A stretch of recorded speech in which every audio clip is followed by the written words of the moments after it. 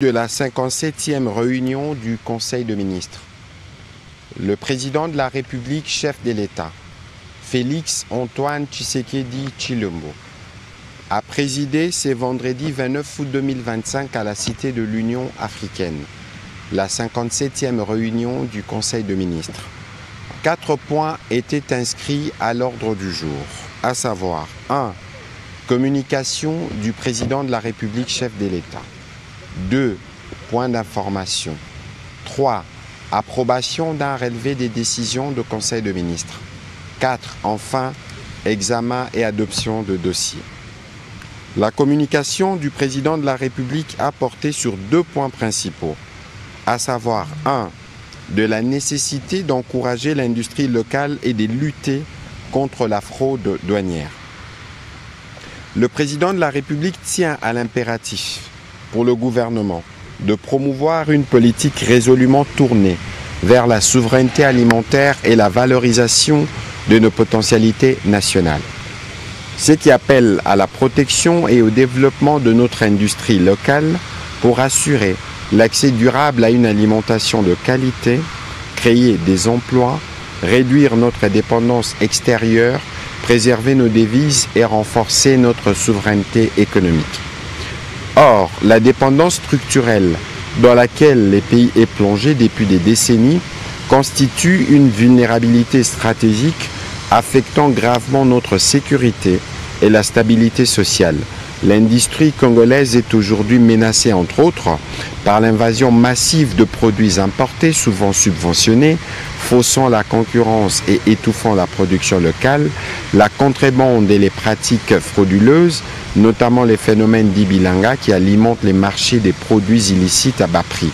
Ces pratiques découragent l'investissement, affaiblissent nos entreprises, découragent les PME, locales et étrangères qui ont pris le bon risque de croire en la République démocratique du Congo, réduisent les recettes fiscales et aggravent le chômage et minent l'autorité de l'État.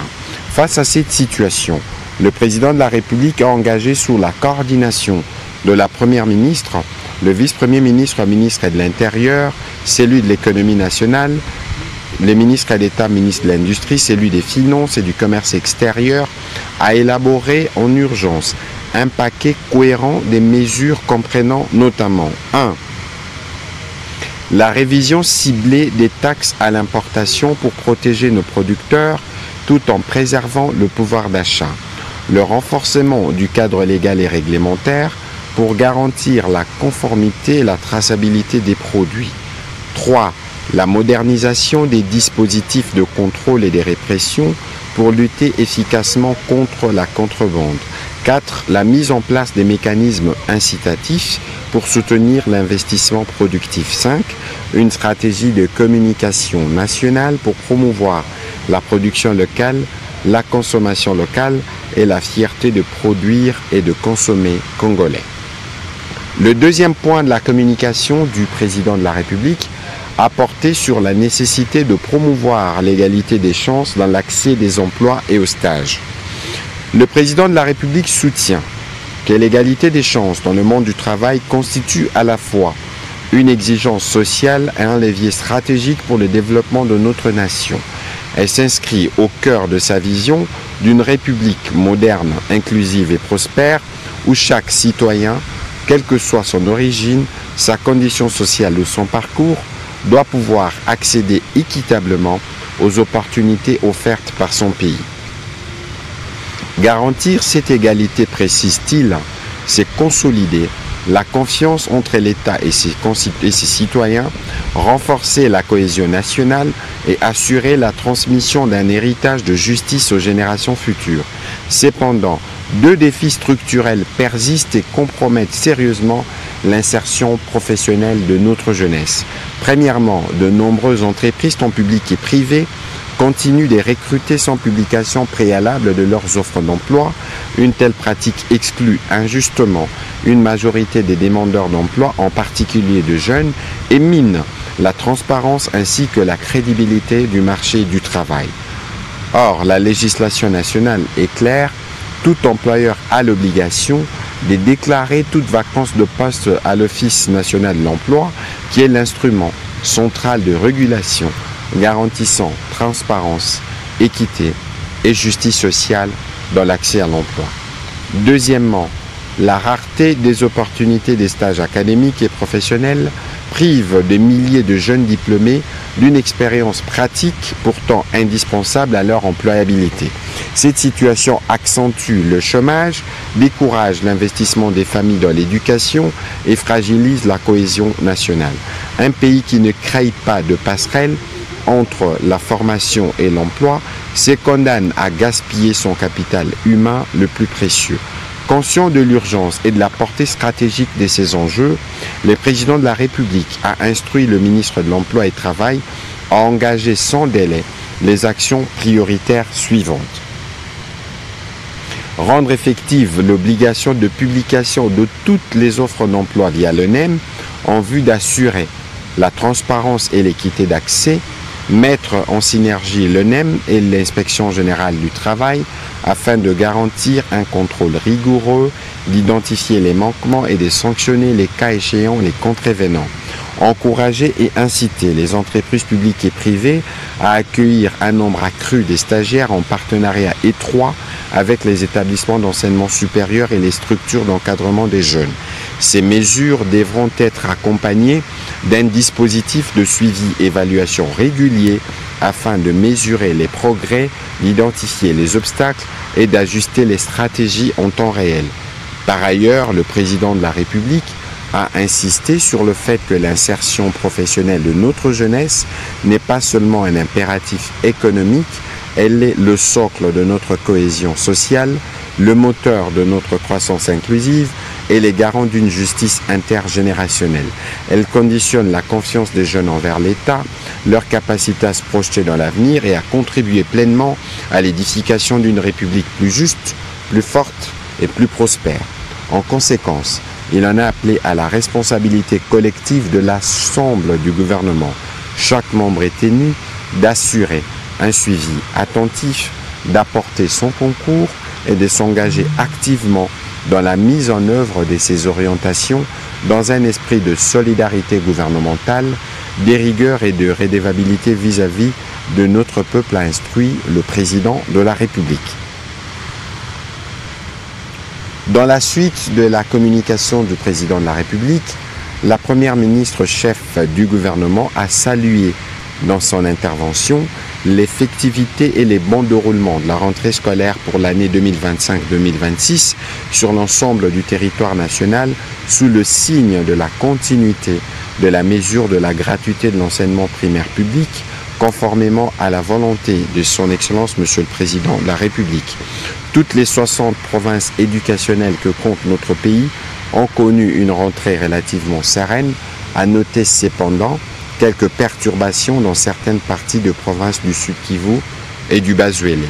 Dans la province du Nord Kivu, précisément, la rentrée scolaire est effectivement effective en dépit de l'imposition par les occupants de la coalition M23 RDF du paiement des frais scolaires d'enseignement primaire public, mesure par ailleurs désapprouvée par les parents, tout en assurant les financements des frais de fonctionnement, des salaires et des primes liés à la mise en œuvre effective de la gratuité pour tous les enseignants, bureaux gestionnaires et établissements concernés. La Première ministre a précisé que le gouvernement demeure attentif aux préoccupations soulevées, non seulement dans ces sous-secteurs de l'éducation nationale, mais plus largement dans tous les autres domaines concernés par la rentrée sociale. Il s'agit notamment du secteur de la santé, de l'enseignement supérieur ainsi que de la fonction publique. À cet fait, le processus d'élaboration de la feuille de route de l'exécution des engagements du gouvernement est actuellement en cours afin d'assurer un suivi efficace. Sur un autre volet, la Première ministre est revenue sur sa rencontre avec la Fédération des entreprises du Congo, au cours de laquelle elle a réaffirmé la volonté du gouvernement de bâtir un climat des affaires compétitif, prévisible et attractif et la prise en compte de préoccupations de cette corporation en parfaite cohérence avec la vision du président de la République et les priorités du programme d'action du gouvernement. Ces préoccupations majeures qui ont fait l'objet des discussions sont entre autres la création d'un cadre permanent de concertation, l'application du SMIC, la parafiscalité relative au carburant et à l'énergie, les paiements de marchés publics exécutés, la dette intérieure, etc. Dans ces conditions, la Première ministre a invité les ministres sectoriels directement concernés à engager une analyse approfondie des préoccupations du secteur privé afin de proposer des mesures correctives pour préserver la compétitivité de nos entreprises, de soutenir l'emploi et de consolider la croissance de notre économie nationale. Pour terminer, la Première ministre a abordé les sujets relatifs à l'évaluation des travaux d'infrastructure en cours en perspective du retour de la saison de pluie.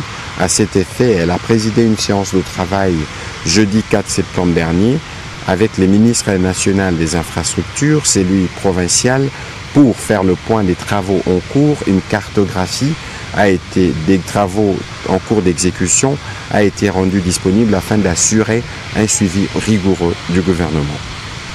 Abordant le deuxième chapitre du Conseil des ministres de ce jour, le vice-premier ministre, ministre de l'Intérieur, a fait l'état de l'administration du territoire. Au cours de la semaine qui s'achève, l'état d'esprit de la population a été notamment marqué par la rentrée scolaire 2025-2026, effective et apaisée sur l'ensemble du pays globalement, l'adhésion d'une bonne partie de la population à la position du président de la République sur les initiatives externes et inopportunes autour du dialogue qui doit rester une question nationale et interne à l'initiative de celui qui engage le pays, en l'occurrence le président de la République.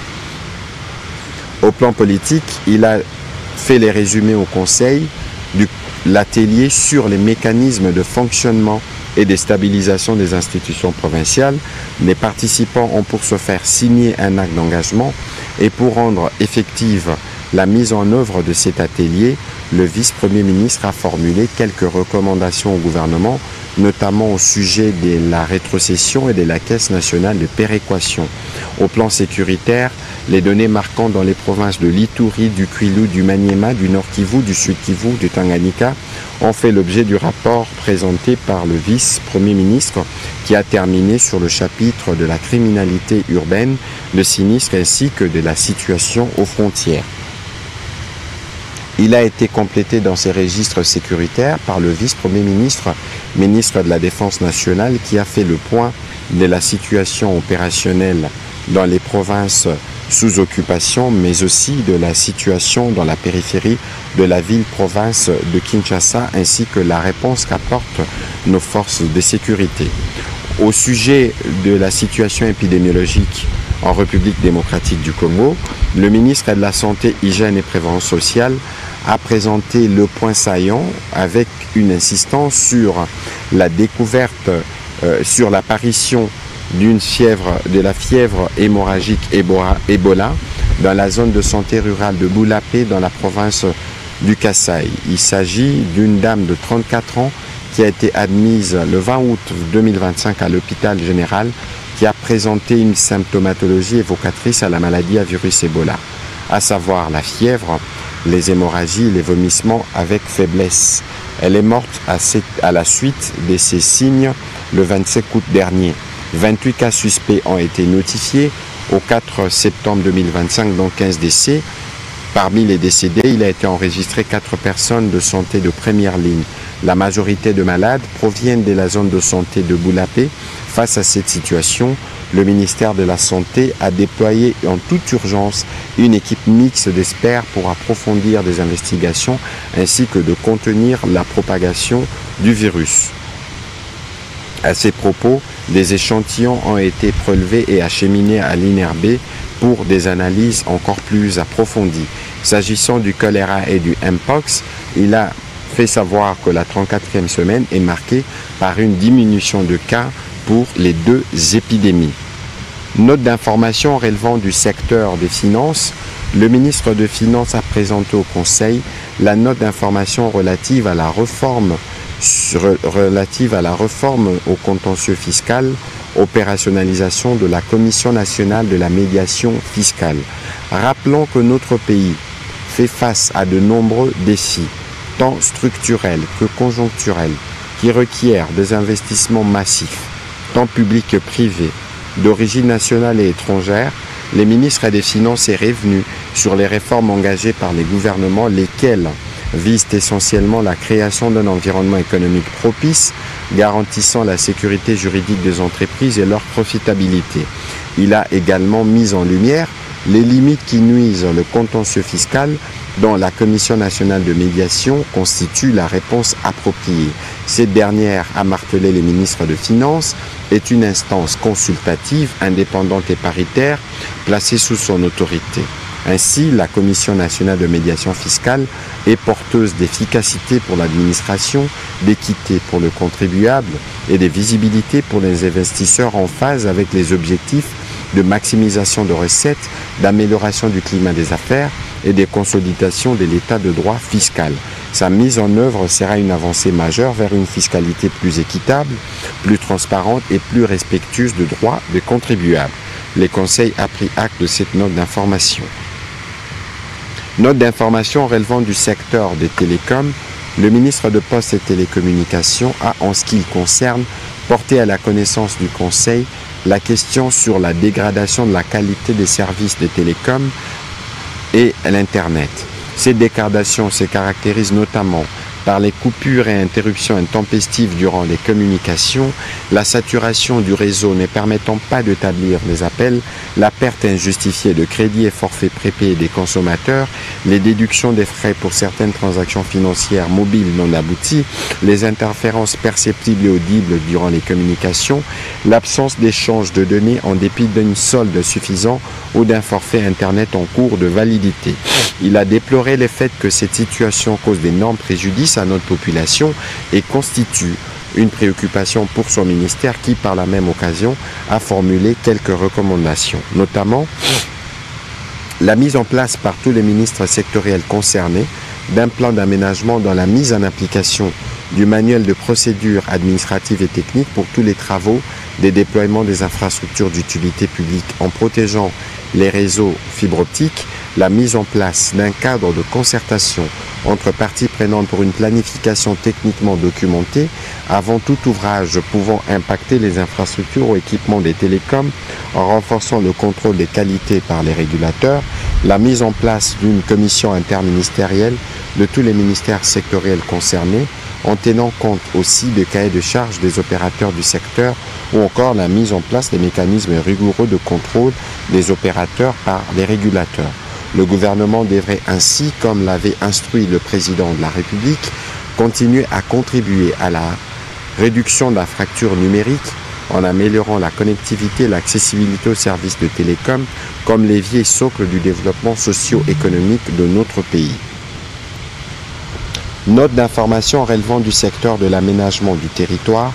Le ministre de l'aménagement du territoire a centré sa note sur la nécessité d'une harmonisation législative et de prise de l'arrêté interministériel fixant la nomenclature, la quotité et les taux de droits, taxes et redevances à percevoir à l'initiative de son ministère. S'y attelant, il a indiqué qu'en date du 1er juillet 2025, la loi relative à l'aménagement du territoire a été adoptée conformément aux dispositions de l'article 203.16 de la Constitution de la République démocratique du Congo, avec entre autres pour objectif d'assurer une mise en œuvre cohérente sur l'ensemble du territoire national de la politique nationale du développement ainsi que de politiques publiques et lois sectorielles à tous les échelons territoriaux dans une démarche ouverte, participative, coordonnée et intégrée. Par ailleurs, la mise en œuvre coordonnée, efficace et prompte des nouvelles dispositions font appel à des modifications à envisager des celles de 5 lois et d'autres nécessitent d'être complétées.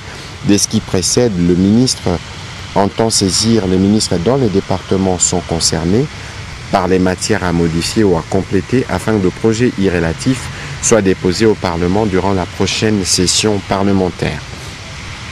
Outre l'harmonisation législative requise, les ministres des Finances seront également saisis pour la prise de l'arrêté interministériel fixant la nomenclature, la quotité, les taux, droits et taxes et redevances à percevoir à l'initiative de ce ministère. Note relevant du secteur du tourisme, le ministre du Tourisme a présenté 2 notes. La première a porté sur l'organisation de la 5e édition de la Semaine congolaise du tourisme du 19 au 23 octobre prochain à Lubumbashi. Cet événement de portée nationale a pour vocation de valoriser les produits touristiques de la République démocratique du Congo. Il rassemble chaque année les opérateurs du secteur afin de débattre, de réfléchir d'une part sur les questions essentielles liées à la promotion et au développement du tourisme, d'autre part sur l'amélioration de la qualité des services à offrir. Il se tiendra cette année sous le thème Tourisme durable, moteur de la diversification de l'économie congolaise. Plusieurs invités de marque sont attendus. Le deuxième point à porter sur la participation de la République démocratique du Congo au Salon international IFTM Top Reza de Paris, ces salons du tourisme qui réunit chaque année les acteurs de cette industrie du voyage pour des rencontres, des expositions, des échanges et des partenariats, permettra au gouvernement de présenter les atouts de la République démocratique du Congo dans ces secteurs tournant autour de la campagne de la promotion de l'image et du patrimoine de notre pays, RDC Cœur d'Afrique. À cette même occasion, la République démocratique du Congo prendra la présidence tournante du Club Afrique de ministres du tourisme. Au 3e chapitre du Conseil de ministres de ce jour, relatif à l'examen et à l'approbation des relevés des décisions, les membres du Conseil ont approuvé les relevés de la 56e réunion du Conseil de ministres tenue le 22 août dernier. Au dernier chapitre du Conseil de ministres de ce jour, relatif à l'examen et à l'adoption d'un dossier, le vice-premier ministre, ministre de la Défense, a soumis au Conseil les dossiers portant sur l'exonération de l'entreprise Sicodes SA, rappelant que le projet de création d'installation de cette société s'inscrit dans le cadre d'un partenariat public-privé initié par l'État congolais à travers son ministère. Il a souligné la nécessité et l'urgence d'accorder l'exonération à la société précitée dont la présence sur notre sol permettra de relancer entre autres les activités d'Afridex qui est un service public de l'État. Après débat et délibération, le Conseil a recommandé au vice-premier ministre et ministre de la Défense nationale de travailler en concertation avec le ministre des Finances pour donner suite à sa demande. Commencée à 15h46, la réunion du Conseil des ministres a pris fin à 17h54. Je vous remercie.